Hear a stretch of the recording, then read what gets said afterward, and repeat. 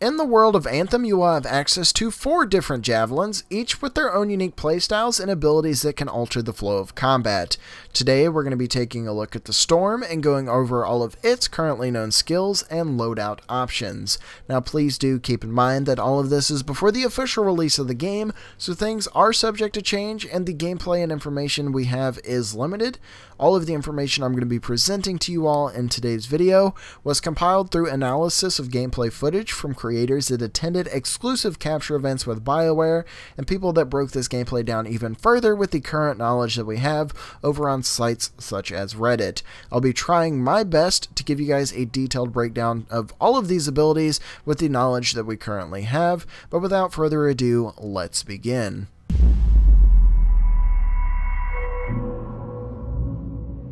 The Storm is essentially the mage class. It uses light armor and does a large portion of its damage by casting elemental attacks, which in turn will do massive damage and prime targets for combos. The Storm will almost always be airborne during combat, ideally hovering above the fight and raining fire, frost, and lightning on the enemies below.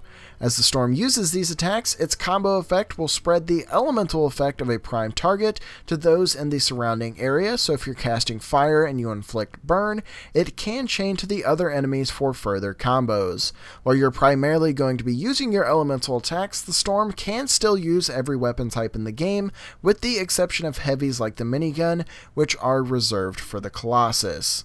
With a brief introduction out of the way, we're going to start this off by going into the first ability slot, which is for blast seals, and these focus around explosive elemental attacks and in most cases will prime the targets for combos. We don't have a whole lot of information and public gameplay that is available to use, so I'm going to be giving you all a brief description of each ability and what it does, and then moving on to the next one. So to start this off, we have the Lightning Strike, which will cast a bolt that does lightning damage in a decent area of effect, and you can also control where this attack lands. And it's also worth mentioning that this particular ability will detonate primed targets.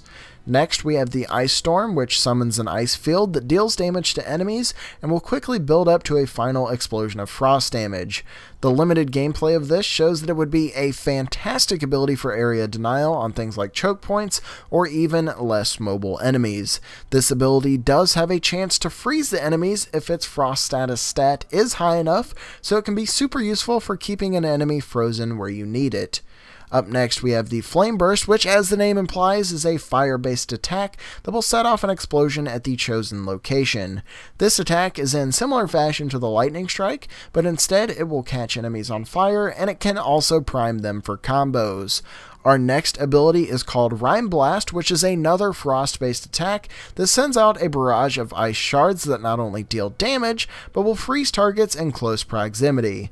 Letting enemies get in close isn't really ideal for the Storm due to it not being as mobile as the Interceptor, and it also uses light armor, so if you're not careful, something can really get in and cause some damage, but the Rime Blast will allow you to handle those that manage to get close.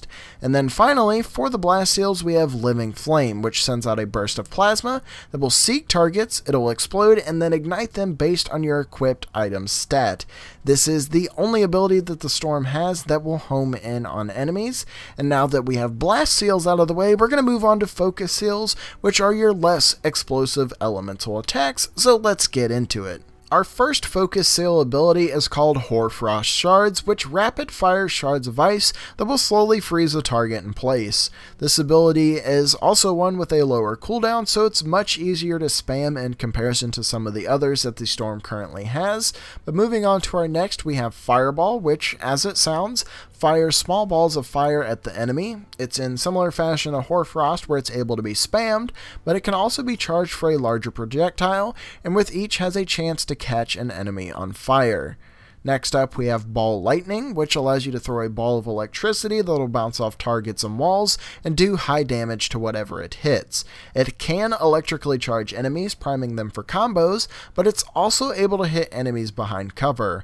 I feel like this is going to be one of those abilities that's incredibly easy to use but really hard to master if you want to pull off some crazy stuff and consistently hit enemies behind cover. Moving on to our next ability, we have Glacial Beam, which fires a beam of ice in a targeted direction. This is a much longer range attack than something like Hoarfrost Shards, and this ability does not explode on contact. It merely hits whatever it's aiming at and then primes them for combos. And then finally, we have Arc Burst, which puts out a blast of lightning that will jump to a nearby target for heavy damage. To put things simple, it's essentially the chain lightning ability for this particular Javelin, and it also wraps up the focus seal, so we're going to move on to support seals for a few defensive based abilities. As far as support seals go, there are only 2 that we know of. There could be more that we won't find out about until launch, but this is what we know as of now. First is Wind Wall, which will put up a defensive wall of wind, and this wall will deflect incoming projectiles, so it's really useful for putting up against long-range targets instead of ones in close proximity, but that doesn't mean it can't be used in close quarters to keep yourself and your team alive in a situation where you're just overwhelmed. Having the ability to put up cover when and where you want it is incredibly useful, so definitely don't sleep on this ability. And then second, we have one that is called Nexus. This creates a field that will provide you and your squad with gear cooldown reductions and lets you play a more support-based role for the entire team, allowing them and yourself to use abilities faster than normal, and in the case of the Storm, that means even more elemental mayhem. As we move on to wrap this whole thing up, we're going to go over the melee ability rather quickly and then finish things off with the ultimate. So, the melee ability for the Storm is a Fire Strike. This attack uses the seals on the arm to deliver an explosive punch that will send enemies flying backwards, and this is really just useful for giving yourself some breathing room in a cramped situation. As I said earlier, a lot of the Storm's attacks are meant for a longer range, meant to be used above the fight, so the melee attack isn't expected to be used as often, so keep that in mind if you're wanting to go for a close range Storm build. And to finish things off, we have the Storm's ultimate, which is called Elemental Storm. And as the name implies, hit your enemies with a storm of elements. It'll hit them with a Frost Blast, then an Electric, and then finish things off with a Fire Blast. And then once you've set all of those off, the ability can be activated again and send meteors crashing down on the blast locations. This ultimate is mainly meant for clearing large groups of mobs, but it can be flexible in other situations, such as doing high damage to a single target. And with that, it wraps up all of the currently known information that we have on the Storm. From what we've seen in gameplay, the Storm is going to be a high-flying, long-range elemental nuisance to the enemies, and you're going to be taking a more reserved playstyle by hitting enemies from above with a barrage of elemental attacks and keeping mobs from crowding your teammates on the ground. The Storm is definitely going to be a viable Javelin with a few different and very fun playstyles to go with it. As I stated in the beginning of the video, this is all pre-release. Things are subject to change, but this is the most current that I'm aware of as of the time of making this video. With all of that being said, I want to conclude the video by saying my name is Morgan. Thank you all for watching. If you guys do enjoy today's video or you found it helpful in any way, a like really is appreciated. It helps me out a great deal. And if you're new to the channel, be sure to subscribe to stay up to date with the latest Anthem news, guides, and more. Once again, my name is Morgan. Thank you all for watching, and I will see you all next time.